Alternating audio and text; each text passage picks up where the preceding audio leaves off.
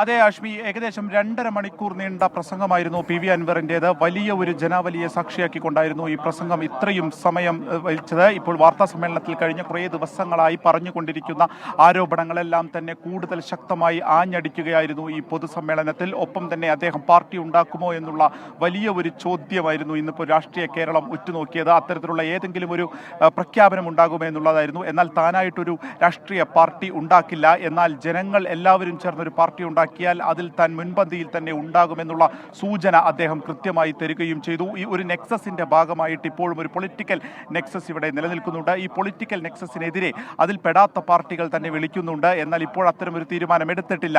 ഇപ്പോൾ ഈ പോരാട്ടത്തിന്റെ കൂടെയാണ് എന്നുള്ളതാണ് PV അൻവർ പറഞ്ഞു വെക്കുന്നത്. ഒപ്പം തന്നെ മലപ്പുറം ജില്ലയിൽ തന്നെ 10 ഇടങ്ങളിലെങ്കിലും ഇപ്പോഴുള്ള ഈ ഒരു മൂല്യച്യുതിയെ സംബന്ധിച്ച് താൻ പ്രസംഗിക്കും. ഒപ്പം കയ്യും വെട്ടും കാലും വെട്ടുമെന്നുള്ള കൊലവിളി മുദ്രാവാക്യം നിലമ്പൂരിൽ കഴിഞ്ഞ ദിവസം ഉയർന്നിരുന്നു. എന്നാൽ വെട്ടേണ്ടത് തൻ്റെ കാലുകളല്ല, വെട്ടേണ്ട കാലുകൾ തന്നെയാണ് വെട്ടേണ്ടത്. അത് പക്ഷേ തൻ്റേതല്ല, തന്നെ കൊലപ്പെടുത്തുക മാത്രമായിരിക്കും വഴി. അതല്ല എന്നുണ്ടെങ്കിൽ PV അൻവർ ശബ്ദിച്ചു കൊണ്ടേയിരിക്കും എന്നുള്ളത് കൂടിയാണ് അദ്ദേഹം ഈ ഘട്ടത്തിൽ പറയുന്നത്. വലിയ ഒരു ജനാവലി തന്നെ ഇന്നുണ്ടായിരുന്നു. ഏകദേശം 3:30 ശേഷം അത്രത്തോളം ആളുകൾ അദ്ദേഹത്തിന്റെ പ്രസംഗം കേൾക്കുന്നതിന് വേണ്ടി വന്നിരുന്നു.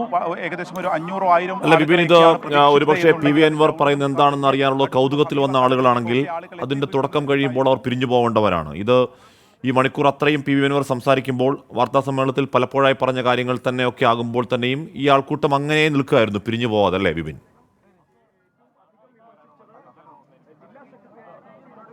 അതെ, ഈ 2.5 മണിക്കൂറും ഇപ്പോൾ പോലും ഇവിടെ മുഴുവൻ ജനസഞ്ചയമായി നിൽക്കുന്ന അതേ കാഴ്ച തന്നെയാണ്. ഒരു 4 മണി മുതൽ ഇത് തന്നെയായിരുന്നു ഇവിടുത്തെ ഒരു അന്തരീക്ഷം. അതായത് ഈ ആളുകൾ ഒന്നും തന്നെ പിരിഞ്ഞു പോകുന്നില്ല എന്ന് മാത്രമല്ല, LDF-നോട് കൂറുപുലർത്തുന്ന കുറേ പേർ, അവരൊക്കെ LDF-ന്റെ പല സ്ഥാനങ്ങൾ വഹിക്കുന്നവരുണ്ട്, അവർക്കെല്ലാം പറയാൻ പരിമിതിയുണ്ട്. എങ്കിലും അൻവറിനൊപ്പം ഈ വിഷയത്തിൽ അൻവറിനൊപ്പം നിൽക്കുന്നു. അൻവർ പറയുന്നതിൽ ഒരു കാര്യമുണ്ട്, അൻവർ പറയുന്നത് കൃത്യമാണ് എന്നുള്ളത് തന്നെയായിരുന്നു ഇവരെല്ലാം തന്നെ പറയുന്നത്. അത് ആദ്യം മുതൽ തന്നെ അത് തന്നെയാണ് അവർ പറയുകയും ചെയ്തുകൊണ്ടിരിക്കുന്നത്.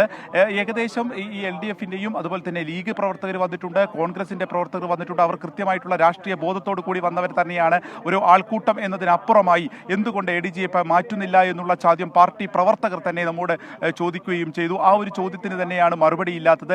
അൻവർ ഈ ചോദ്യങ്ങൾ ചോദിക്കുമ്പോൾ ഇത്തരം ഒരു ചോദ്യാവലികൾ തന്നെ മുന്നോട്ട് വയ്ക്കുമ്പോൾ ഇതിനൊന്നും മറുപടി ഇല്ലാതെ അദ്ദേഹത്തെ പുറത്താക്കുന്നത് എന്ത് മര്യാദയാണ് എന്നുള്ളൊരു ചോദ്യം തന്നെ ഈ ആളുകളുടെ ഭാഗത്ത് നിന്ന്, ഈ നിലമ്പൂരിൽ നിന്ന് കേൾക്കേണ്ടി വന്നു. എത്രത്തോളം ആളുകൾ അതിൽ പാർട്ടി എന്ന നിലപാടെടുക്കുമെന്നുള്ളതും ഏറ്റവും പ്രധാനമാണ്. ഒപ്പം തന്നെ ഈ വർഗീയതയ്ക്കെതിരെ ആദ്യം മുതൽ തന്നെ PV അൻവർ പറഞ്ഞു എന്നുള്ളതും എടുത്തു പറയേണ്ടതാണ്. അപ്പോൾ കഴിഞ്ഞ ദിവസം ജില്ലാ സെക്രട്ടറി ഒക്കെ പറഞ്ഞിരുന്നത് വർഗീയതയുടെ തീപ്പന്തമാവുകയാണ് PV അൻവർ എന്നുള്ളതാണ്. അതിനെതിരെ ആഞ്ഞടിച്ചു ഇന്നത്തെ പൊതുസമ്മേളനത്തിൽ നിന്നുള്ളത് എടുത്തു പറയേണ്ടതാണ്. എല്ലാ മതങ്ങളുടെയും ശ്രുതി പറഞ്ഞുകൊണ്ടായിരുന്നു PV അൻവർ ഇന്ന് ആരംഭിച്ചത് തന്നെ. അതായത് താൻ എല്ലാ മതത്തിനും വേണ്ടി, മതേതരത്വത്തിനു വേണ്ടി നിലകൊള്ളും, 150 വർഷം പാരമ്പര്യമുള്ള കുടുംബത്തിൽ നിന്നാണ് വരുന്നത്, ആ പാരമ്പര്യം തനിക്കുണ്ട് എന്നുള്ളത് പറയുക. ഒപ്പം തന്നെ ജില്ലാ സെക്രട്ടറിയുടെ RSS ബന്ധം അല്ലെങ്കിൽ അദ്ദേഹത്തിന്റെ വർഗീയത പുറത്തു വരും. ആ ബന്ധത്തിന്റെ പുറത്ത് തന്നെയാണ് സുജിത് ദാസുമായി ഒരു അങ്കിൾ ബന്ധം സൂക്ഷിക്കുന്നത് എന്നുകൂടി ഇപ്പോൾ പറഞ്ഞുകൊണ്ടാണ് അദ്ദേഹത്തിന്റെ അൻവർ പുറത്തേക്ക് വരികയാണ്. പൊതുസമ്മേളനം കഴിഞ്ഞ് അദ്ദേഹം പുറത്തേക്ക് വരികയാണ്. PV അൻവർ പുറത്തേക്ക് വരുന്നു. വലിയ ആവേശത്തോടു കൂടി അൻവറിനെ ജനം സ്വീകരിക്കുന്ന കാഴ്ച എന്തായാലും ഇന്ന് ചന്തക്കുന്നിൽ കാണാൻ കഴിഞ്ഞു. അത് എന്താണ്, എല്ലാ പാർട്ടിയുടെയും അനുഭാവികളോ പ്രവർത്തകരോ ഒക്കെ അക്കൂട്ടത്തിൽ ഉണ്ട് എന്ന് വേണം മനസ്സിലാക്കാൻ.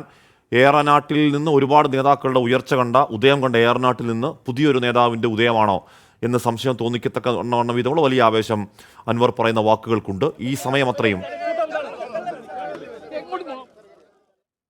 സമീർ ബിൻ കരീം അവിടെ ഉണ്ടായിരുന്നു. PV അൻവറിനോട് ഒരു പ്രതികരണം ആരാഞ്ഞു, പക്ഷേ ഇത്രയും സമയം സംസാരിച്ചതാണ്. സ്വാഭാവികമായി ഇനിയും നിന്ന് സംസാരിക്കാൻ ഒരു പക്ഷേ അദ്ദേഹത്തിന് കഴിഞ്ഞു എന്ന് വരില്ല. നാളെ കോഴിക്കോടുണ്ടെന്ന് പറയുന്നു. 1 മാസം ഞാൻ നടന്ന് സംസാരിക്കുമെന്നാണ് പറയുന്നത്.